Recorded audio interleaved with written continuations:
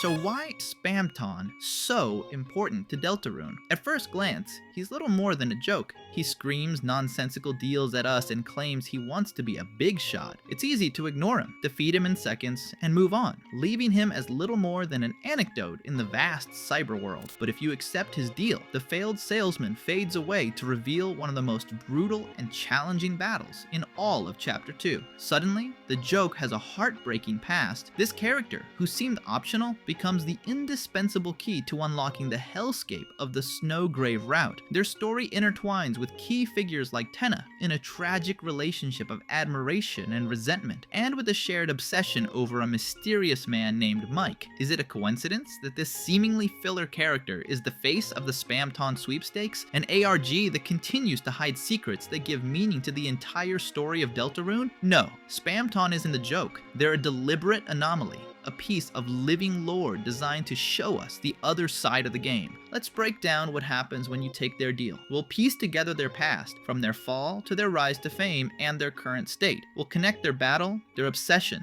and the hidden clues in their out-of-game events. They were the only one who saw the strings and paid the price for wanting to cut them. Chapter 1. The Salesman. Before becoming a big shot, Spamton was a nobody. Or worse, they were everyone's punchline. A spam Addison, walking junk mail, constantly ignored by lighteners and their own peers. Night after night, while the others celebrated their sales, they could only toss an empty promise into the air. You just watch. Someday I'm going to be a big shot. Desperate, Spamton began looking for any way to become popular, until one day they made the right call. Or maybe the call found them. We don't know who or what was on the other end of the line, but its effect was instantaneous and absolute. Overnight, the failed salesman became a legend. Sales skyrocketed, Cromer was flowing, and the same Addisons who once mocked them now looked on with jealousy and resentment. Spamton had finally made it. They got a luxurious room in Queen's Mansion and never missed a chance to brag about their new massive deals. Their meteoric rise caught the attention of the most powerful figure in the cyber world, Tenna. The TV tycoon saw an opportunity in Spamton. Tenna would give Spamton what they craved most, making them a TV star, and in return,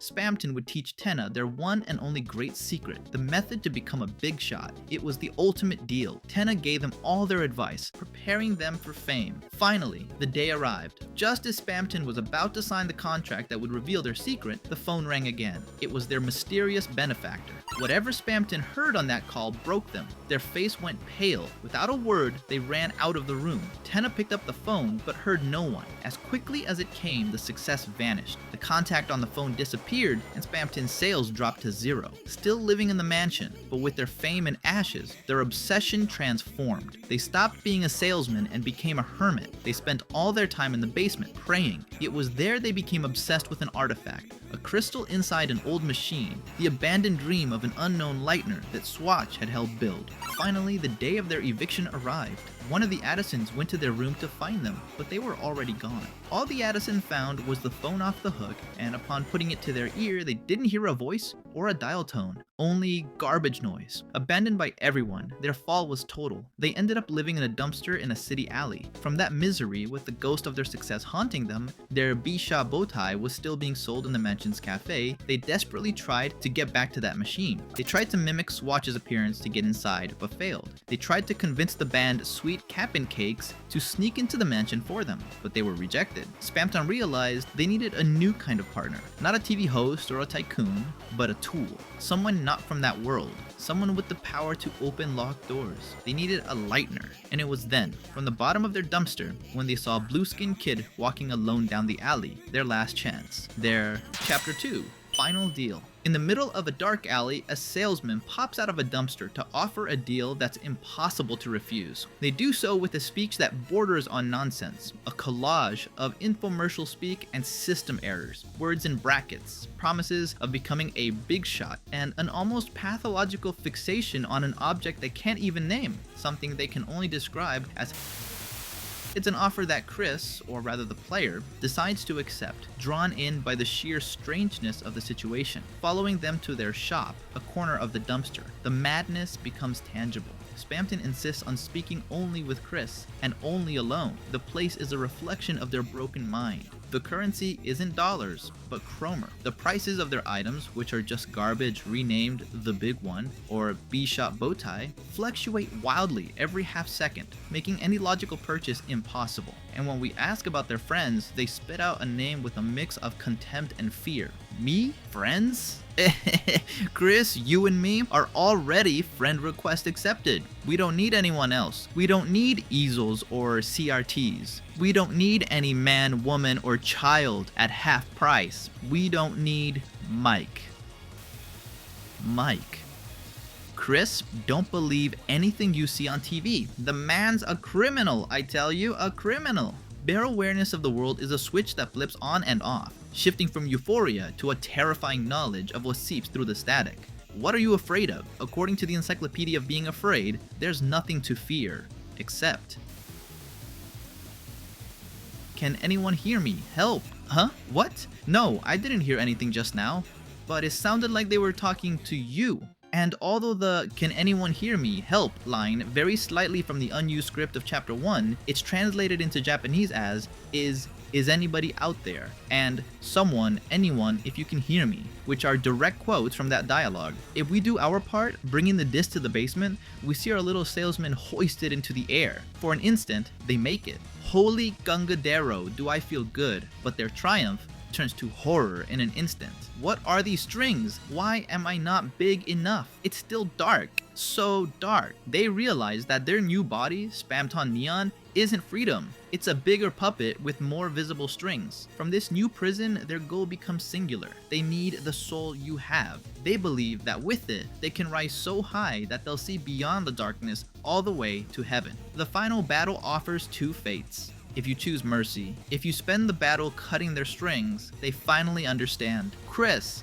you're gifting me my freedom. Their gratitude is absolute, and they ask you to cut the last string to make them a real boy. But without the strings holding them up, they collapse to the ground, helpless. If you choose violence and attack them until they're nearly destroyed, they refuse to die. They attempt one last transformation into Spamton X, but their damaged body can't handle it and explodes in the flash of glory and failure, launching one last cry into the air. Are you getting all this, Mike? Here I go! Watch me fly, mama! Regardless of the path, their last words are the same, a quiet and heartbreaking confession. It seems after all, I couldn't be anything more than a simple puppet, but you three, you're strong. With a power like that, maybe you three can break your own strings. Let me become your strength. On the violent path, they become the puppet scarf, a literal symbol of their servitude. On the merciful path, they give you the deal maker, the embodiment of their one true skill. Spamton wasn't fighting for power or for chromer. They were fighting to escape from someone. They sought this at all costs, regardless of the lives of other Darkners. That's why they're the one who grants access to the Thorn Ring and stays hidden until they can access their Neo form, anticipating the player's violent tendencies. Their entire existence was a frantic race away from a force that controlled them from the shadows. This leaves us with the most important question of all. Who were they running from so desperately? Who is this figure behind the phone, this Mike? And what do they have to do with the invisible puppet master pulling the strings of all of Deltarune? Chapter 3, The Architect of Madness. Spamton wasn't the first. Before a broken salesman told us about a man on the phone, another prisoner had already warned us about the true nature of their world. Jevil, the court jester of the Carb Kingdom, a being who, according to their old friend Sham, was a normal playmate until one day they met a strange someone. From that encounter on, their personality changed forever. Jevil began to see the world for what it really is, a game, and everyone else as its trapped participants. This new perspective, this madness, was so radical that the kings were forced to lock them in the castle's basement, fearing the truth they preached. Their battle cry, "I can do anything," isn't just a catchphrase, it's the proclamation of someone who understands the game's rules and therefore can break them. It's the same yearning for freedom that consumed Spamton. The pattern is undeniable. A Darkner on the verge of desperation or irrelevance is contacted by an unknown entity. Jevil, the jester. Spamton, the failed salesman. Both are told secrets and end up finding a shadow crystal. Both accept, and the result is the same. Their minds fracture, but they gain a vision of the world that no one else possesses. But what happens when the deal is offered to someone who isn't desperate? What if the architect contacts someone with the will to say no? Here enters the strangest piece of the puzzle. Garson Boom, the respected historian, author, and teacher reincarnated as the Hammer of Justice. After an honorable battle, Garson gives us their own shadow crystal, but with a confession that changes everything. Felt like someone really wanted me to use this thing, but it didn't interest me. So you can take it. Garson was a target, just like Jevil and Spamton. The same mysterious entity tried to give them power, tried to show them the truth, but they refused. They weren't interested. Garson proves that the madness isn't inevitable, it's a choice. It's the result of accepting a deal that promises freedom, but only delivers a bigger cage. This brings us back to the name that echoes throughout this conspiracy, Mike. Is he the architect? Is Mike the strange someone who corrupted Jevil and the man behind the phone who destroyed Spamton? The answer is far more complex, because when we finally reach the TV studio to confront this supposed criminal, we discover that Mike doesn't exist, or at least, not as a single person. The Mike Tenna speaks to is a role played by 3 different Darkners, a Pippin, a Shadow Guy, and a Zapper, who admit they do it so their boss doesn't get angry, and that they have never ever seen the real Mike. They confess, cause none of us have ever seen him. None of us. Ever. Every time Tenna asks Mike to do something, it's either like he just does it himself, we do it secretly, or it just sorta happens. And I know many believe the real Mike is the giant photorealistic microphone at the end of a hallway, but that's never been confirmed and seems more like a joke playing on the community's theories associating him with microphones. Small Mike mentions, Tenna always said Mike acted different after the other guy left. This implies the real Mike may have left when Spamton did, though the dialogue stating that Tenna's requests just sorta happen suggests he may not be entirely gone. Interestingly, the code to enter Mike's room is 6453, which spells Mike on a phone keypad. This leads to a crucial question. Was Mike a simple subordinate, or an agent of chaos with his own agenda? The evidence suggests a masterful manipulation. Spamton, in their visceral hatred, blames everyone for their downfall, but in the Spamton sweepstakes, they make one single revealing exception. Everyone should pay, except Mike. This absolution points to a much more complex betrayal. Mike wasn't a villain in Spamton's eyes, he was either another victim or, more likely, the catalyst who made the entire system collapse, pitting Tenna and Spamton against each other while he vanished into the shadows. Tenna is left with the resentment of a double abandonment, and Spamton with the obsession of a broken deal. The question is how Mike and Spamton's mysterious benefactor are connected, because that benefactor did leave a clue, an unmistakable signature that connects them to the most enigmatic figure in the entire Undertale universe. The true identity of the Architect of Madness isn't hidden in a name, but in a sound. The definitive proof is the garbage noise we can hear when trying to use the phone from a dark world. The Addisons are clear. After Spamton's fall, the only thing heard from the benefactor's receiver was that garbage noise. This isn't just any audio. It is, note for note, the same sound as entry number 17 from Undertale, a sound file directly linked to W.D. Gaster. That echo of static is their signature. They are the strange someone who whispered the truth of the game to Jevil, and they are the voice on the phone that offered Spamton heaven only to let them fall into hell. They are the true puppet master who uses their hands to control others. Wingding's Gaster. Chapter 4. The Ghost in the Sales Machine. At first glance, Spamton's arc ends in the most pathetic way imaginable. In Chapter 3, they make a brief appearance from the inventory. They see that Tenna has secretly kept one of their peepus, a sign that Tenna still remembers them, and they emerge full of hope, exclaiming, "You really does care." But Tenna doesn't recognize them. Tenna sees them as a threat and, without hesitation, sprays them with a fire extinguisher until they fade away again. It seems like a cruel, definitive end. The universe is telling Spamton and us that their story is over, that they're back to being a joke. However, this is just a smokescreen. Spamton hasn't disappeared. Their essence lives on in the Dealmaker or the Puppet Scarf, and the fact that they can manifest proves they are still conscious, tied to Chris. But most importantly, they are no longer the broken salesman we met in the dumpster. Their defeat has granted them a terrifying calm and lucidity. The man who could only speak in spam riddles is now able to articulate their tragedy with crystal clarity. Spamton has become the game's black box, a broken prophet who has seen the puppet master master's hand directly and survive to tell the tale, if we can get them to talk.